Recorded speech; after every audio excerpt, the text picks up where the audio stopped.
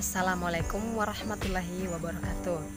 Halo guys, perkenalkan nama saya Ratrinda Purnama. Saya dari jurusan Agroteknologi Fakultas Pertanian. Tujuan saya membuat video ini adalah untuk memenuhi tugas dari mata kuliah Ilmu Penyakit Tanaman. Baik, di sini yang saya akan jelaskan yaitu definisi hama dan penyakit tanaman, kerugian akibat penyakit tanaman, dan jenis-jenis hama dan penyakit terhadap tanaman tiram ungu. Baik, langsung saja kita mulai dari definisi hama dan penyakit tanaman. 1. Hama adalah segala jenis hewan atau binatang yang berpotensi merusak tanaman serta merugikan manusia dari segi ekonomi. Sedangkan penyakit tanaman adalah sebuah kondisi di mana tanaman tersebut diganggu ataupun terhambat, yang mana penyebabnya bukan berasal dari hama. Contoh penyakit tanaman yang banyak disebabkan oleh jamur, virus, ganggang, bakteri, dan nematoda. Pada umumnya tanaman yang sakit tidak menguntungkan manusia. Kemudian kedua yaitu dampak kerugian tanaman. Dampak yang timbul akibat serangan hama dan penyakit menyebabkan kerugian baik terhadap nilai ekonomi produksi, pertumbuhan dan perkembangan tanaman, serta petani sebagai pelaku budidaya tanaman dengan kegagalan panen, serta turunnya kualitas dan kuantitas hasil panen. Begitu sangat merugikan dan hama penyakit ini terhadap kelangsungan produksi para petani kita ya. Langsung kita masuk pada jenis-jenis penyakit yang disebabkan oleh hama dan penyakit. Hama yaitu 1. Kutu daun atau Apis spp. Kutu ini akan menyerang dedaunan yang masih berusia muda.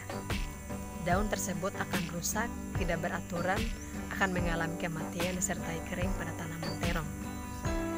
Cara pengendaliannya dilakukan perendaman benih sebelum tanam, sanitasi kebun secara teratur, dan buat jarak tanam dengan baik. Ini merupakan pengendalian secara non-kimiawi. Kemudian penyemprotan insektisida dengan dosis sesuai pada kemasan menjadi salah satu secara kimiawi, yaitu tungau atau Tetracynonychus spp.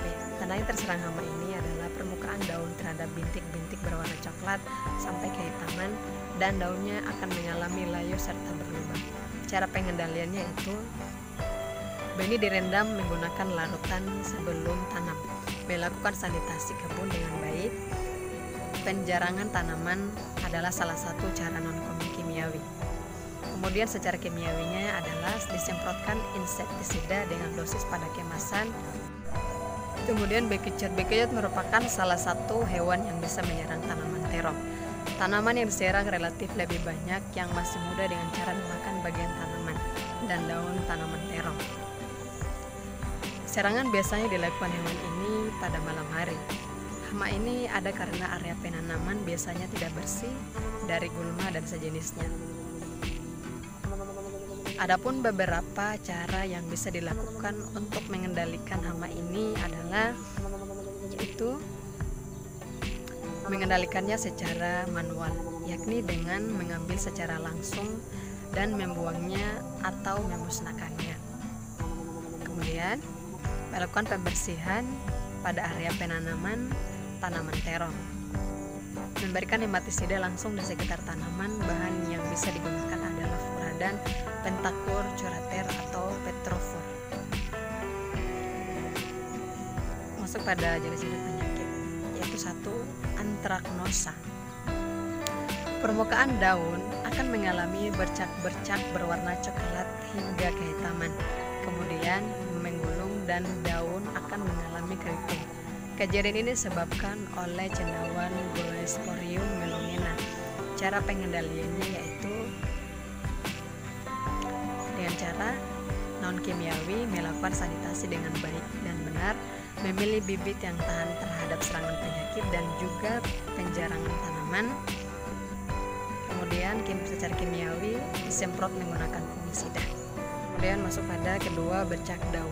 Cendawan Cercospora sp menjadi penyebab penyakit bercak pada daun yang tandanya adalah munculnya bercak coklat pada permukaan daun hingga kehitaman.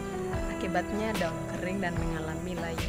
Cara pengendaliannya yaitu secara non-kimiawi, lakukan sanitasi pada lahan dengan benar dan teratur. Jangan lupa memilih bibit berkualitas tahan terhadap penyakit. secara kimiawi yaitu semprot menggunakan fungisida sesuai dosis. Ketiga, busuk buah. Penyebab busuk buah adalah cendawan Phytophthora sp yang ditandai dengan munculnya bercak berwarna coklat sampai kehitaman pada buah terong. Selain itu, buah akan mudah busuk dan berjatuhan.